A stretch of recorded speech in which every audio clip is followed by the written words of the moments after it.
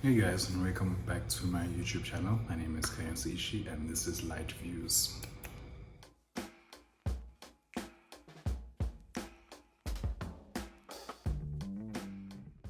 Okay, so I finished WandaVision Friday. Today is Wednesday, and this is the latest I've ever recorded, but it's chilled because I've been thinking a lot about what I think about WandaVision.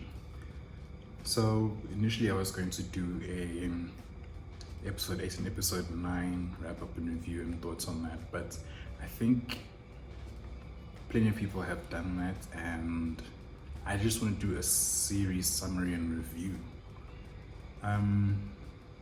Maybe highlight some things I really enjoyed about episodes 8 and 9 and how it tied in basically into the bigger series summary and review of WandaVision. So I think in summary, WandaVision was a very, very, very good show. You have won my respect and attention. It's probably some of the best acting and writing that I've seen in a long time in terms of what you expected and what you got. I think, and that's also part of the fallout with a lot of people, that the expectation was very different from what we received. And after reviewing each and every episode, the expectations kept jumping from rock to rock, and from idea to idea, from theory to theory, and we kind of got lost, especially as big MCU fans, in what was actually being presented to us. We didn't give it a clean slate for it to build itself on, which was unfortunate because I think a lot of people will come out of WandaVision, and some have already come out of WandaVision thinking that wasn't really as good. It was very safe. It was very, unexciting. And I disagree. I can see why people think it's safe. The decisions that were made in the finale were very safe, but they seem safe in the idea of what you were expecting.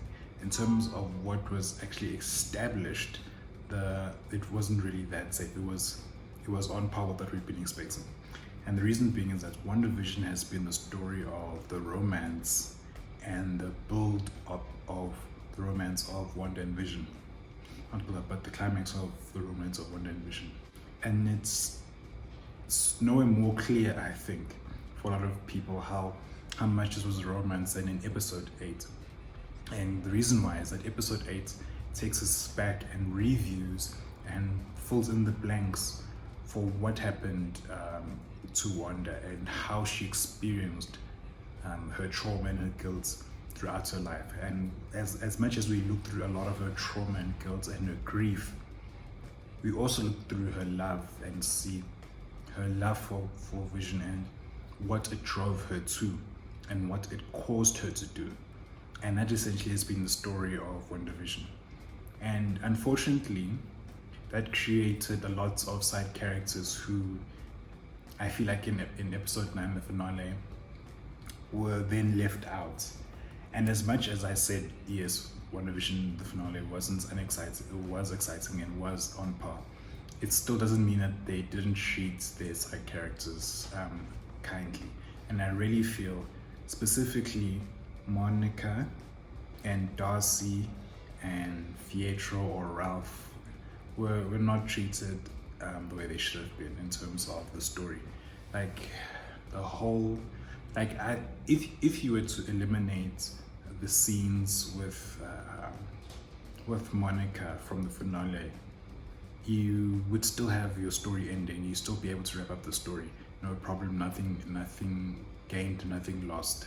And that I feel is a problem because leading up to episode 9, from episodes 1 to 7, Monica was such a clear and an important role in the story. She led the charge for the safety of the people of Westview. She talked to Wanda. She was almost at the point of bargaining Wanda into letting down the Hicks, but for some strange reason they felt the story felt like she was not as necessary or important in episode 9. And a lot of you say, okay, but she did stop the bullets, yes, but we then see in the very next scene that she didn't necessarily have to stop the bullet because Tommy had it in control, or Billy, I keep forgetting which one is which. Wiccan, let's just call him by his superior name. Wiccan had it under control. So it really felt like she wasn't that necessary. And even the fact that Ralph or Pietro was just a random dude who got controlled by Agnes or Agatha Harkness. I have a lot of questions. Number one, how dare you? Also felt like a letdown. I think that again is an expectation we created because it wasn't necessarily put there, but it also kind of was the show that put it there because we were expecting that this is the arrival of the MCU, this is the arrival of the X-Men into the MCU, sorry. And so the idea that he's just a dude who was given super speed and they use that particular actor, it's an unforced error. And I've heard some interviews and discussions that the reason why he was chosen was because he was supposed to be, he was someone that they've always liked as an actor and whatnot and whatnot. And the intention was never that this is how the MCU was going to come about, but because of scheduling, WandaVision came out before some other shows, and maybe those other shows were the ones who were going to bring us to the MCU, but whatever, that's neither here nor there. The reality is that we all thought the X-Men were coming to the MCU through something, and it never happened, and we don't know if or how they'll come. Although someone confirmed that the if is definitely a yes, they are coming, but whatever. But other than that, it really felt like there could have been a bit more to it. They could have done a bit more, and they could have fleshed it out a little bit more, just to keep us, at least let us be happy with it. But I guess the MCU in the larger parts has got other things planned, and because we don't know what those things are right now, we're frustrated and annoyed, and I honestly believe rightfully so. Monica, I really felt like they should have done more with her. She really was central to the story from episodes 1 to 7. She was part and parcel of the story, and then episode 9 she just stops the bullets and then folds her arm for the rest of the show. I can even see through the window. Done a bit more. Maybe not superhero stuff. Maybe she didn't go blasting away or something. But like in terms of the story, we did need to find out that there was a bit more conversation between her and Wanda. There's a bit more interaction. The way they ended things off was just like, oh well, I forgive you. Thank you for forgiving me. Have a good life. Bye. It felt, I don't know. Anyway, that's just me. In terms of what I would have wanted, well, Gary still talking about what I would have wanted. But in terms of a story though, it reminds me very much of how I felt about Wonder Woman 1984.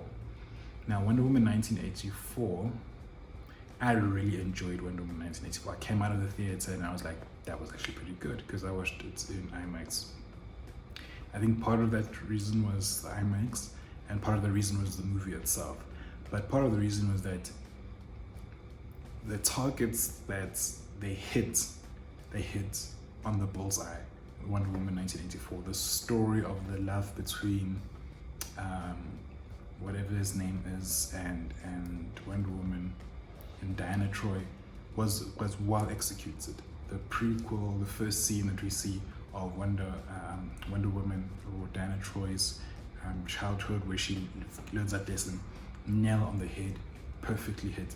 But then there are other things that they just completely missed. Some of the action sequences were unnecessary. The final fights between her and Catwoman was unnecessary. Catwoman being Catwoman, or Cheetah, sorry, not Catwoman. Cheetah being Cheetah wasn't necessary. We could have laid a seed, planted a seed, and then moved on and developed her in the next movie, but decided to make her Cheetah in this movie, and we didn't even know why she decided to be Cheetah. It was confusing. So they missed.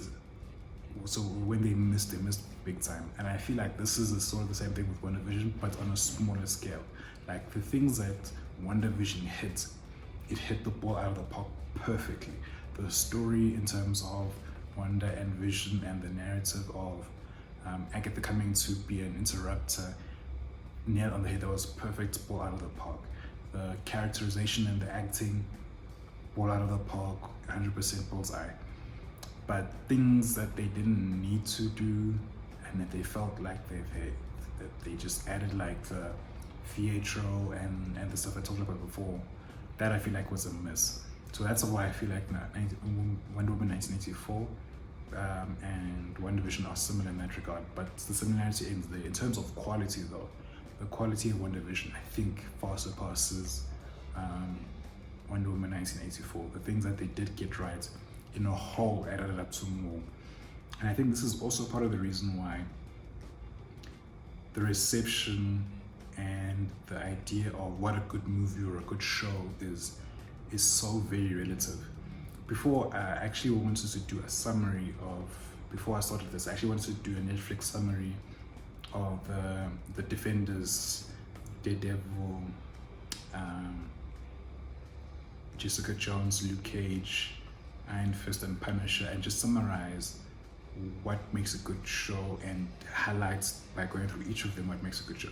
But like the more I've been watching contents like Wonder Woman 1984 and WandaVision, I realized that that list, while it has some weight to it, is extremely relative.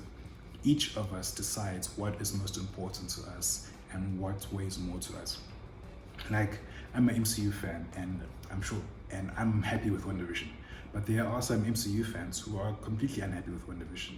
It's not because that WandaVision didn't do certain things. It's more because what some people view as important, what some people enjoyed is very relative to each and every single individual. And while in general the weight of things can be in one way and the weight of things can be in the other, each individual finds some things very, very important as they go along, as they view content, as they engage with content as well. So I really feel like how you feel about WandaVision is entirely up to you. I think though, overall it was a good show, and I think a lot of people agree it was a good show. I think once the weight of expectations from a lot of fans is put on hold and you watch and you rewatch the series by yourself, just sit down and watch it now thinking, okay, there's no Doctor Strange coming in, there's no Mephisto coming in, there's none of these things coming in. If you just watch it for what it presents to you, you'll find that the rewatch becomes that much better and more fulfilling, because what the real story that they're trying to tell becomes more apparent and more clear and more easily acceptable and accessible. So I really feel like as a story on its own and in its own merits and what it tried to bring to the light, WandaVision hit the nail on the head. I think though that because of because of the pandemic and schedules shifting around and WandaVision being first instead of maybe being the third Marvel outing